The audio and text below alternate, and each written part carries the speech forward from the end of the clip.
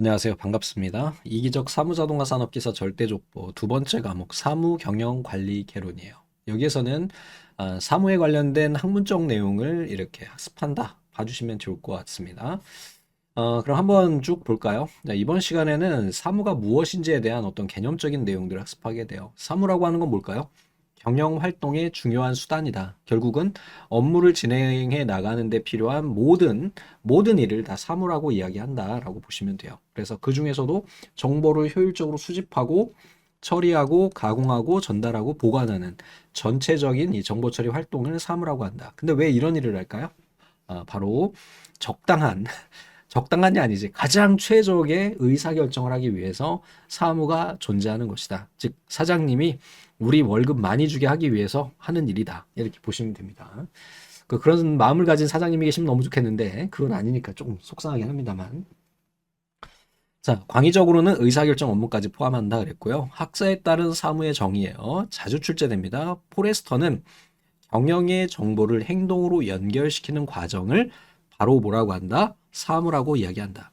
날링톤은요, 경영체는 인체요, 사무는 신경계통이다. 얘는 외우셔야 돼요. 아시겠죠? 포레스터하고 달링톤이 있는데 각각 이렇게 이야기를 했다라고 봐주시면 됩니다. 포레스터는 연결이고요. 달링톤은요, 인체예요. 이렇게 기억하시면 됩니다. 자, 러핑웰 같은 경우는 경영체의 내부의 여러 기능과 활동을 능률적이고 효과적으로 달성하기 위한 조정, 지휘, 통제하는 관리 활동의 일부로 경영 활동 전체의 흐름을 이어주고 각각의 기능을 결합시킨다 그랬어요. 그래서 러핑웰은 조정, 지휘, 통제입니다. 자, 퇴리는요, 모든 부분의 조직을 활발하게 움직이게 하고 상호 결합 기능, 핵심 키워드만 기억하시기 바랍니다.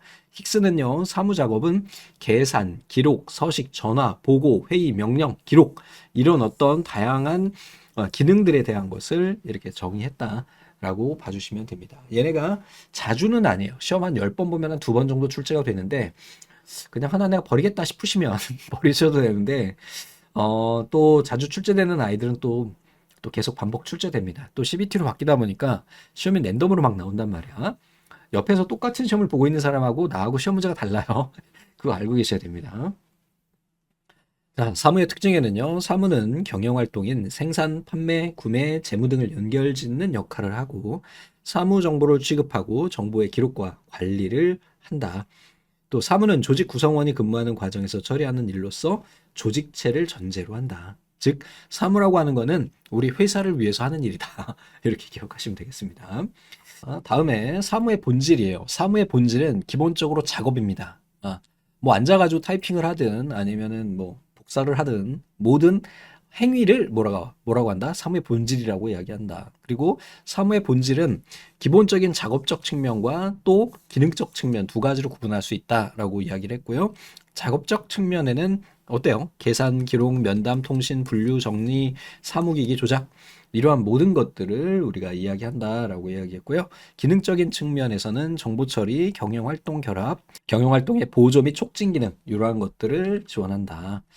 자, 사무의 구성 요소에는 당연히 사람이 있어야 되겠고요. 사무실이 있어야 되겠고, 사무기기, 문서, 사무제도 이런 게 있어야 되겠죠.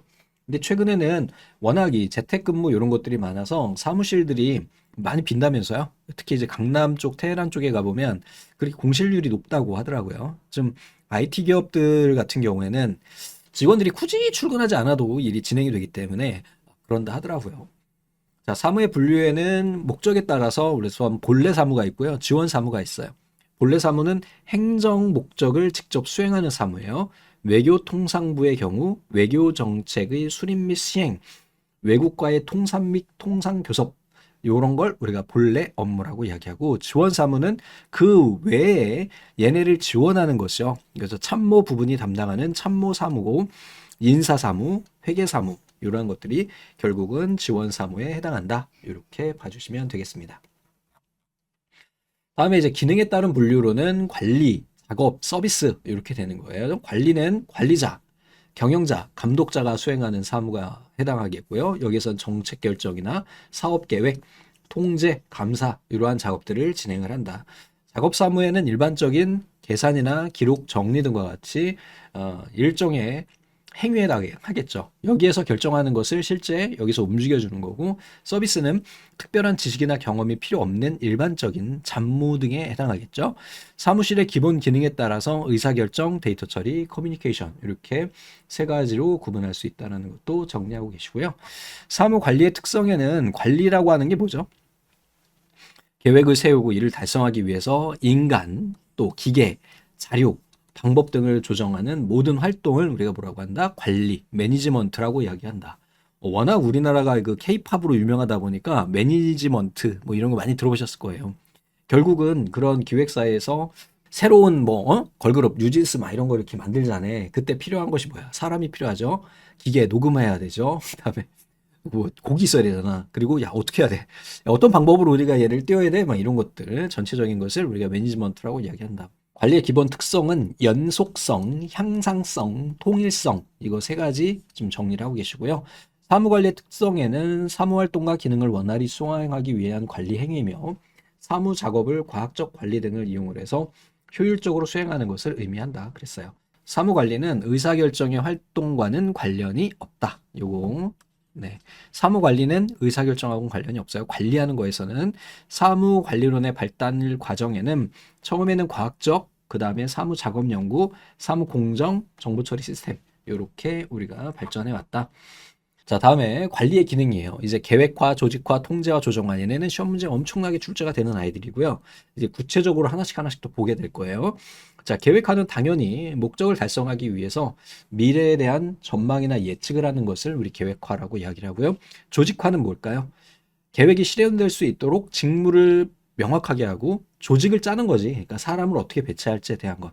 그래서 어떤 직무 상호 간의 전체적인 관련을 객관적으로 규정한다. 이게 결국은 뭐가 되는 거예요? 사람을 어떻게 배치할지에 대한 거죠. 그리고 또 아울러 기타 필요한 재원 등을 투입하면서 통합적으로 추진해 나가는 것을 조직화라고 이야기하고요. 통제화는요. 계획화에 의해서 만들어진 기준을 설정을 하고 그 기준을 제어하는 거죠. 컨트롤이에요. 직원들을 어떻게 움직여야 되고 인사 이동을 어떻게 해야 되고 어떤 작업을 해야 되고 이런 것들을 통제하는 거고, 조정화는 업무 수행에 필요한 이해나 견해에 매찰이 없도록 서로 업무 흐름에 있어서 문제가 발생하지 않도록 조정해 주는 역할이고요. 지시는요. 주어진 목적을 달성하기 위해 직원과 부하들을 지도하는 것을 지시라고 이야기한다. 얘네 각각 단어와 의미를 보시면은 구분이 어느 정도 되기 때문에 꼭 정리를 좀 해주시기 바랍니다. 사무관리의 일반적인 순환 구조는 제일 먼저 뭐를 하는 거죠? 계획화, 그리고 조직화, 통제화 하는 거예요.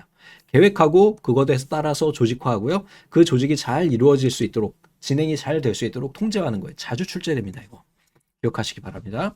사무관리의 전문화예요. 개인적 전문화, 집단적 전문화, 기계적, 기술적 전문화를 기하도록 관리해야 된다. 그래서 여기까지 이야기를 해서 이번 포인트가 마무리가 됐고요. 좀 외울 내용들이 꽤 많습니다. 이 과목이 제일 어려워요. 솔직히 제일 어려워. 그래서 여러분들 잘 좀 정리해 주시면 좋을 것 같습니다. 다음 시간에 뵙겠습니다.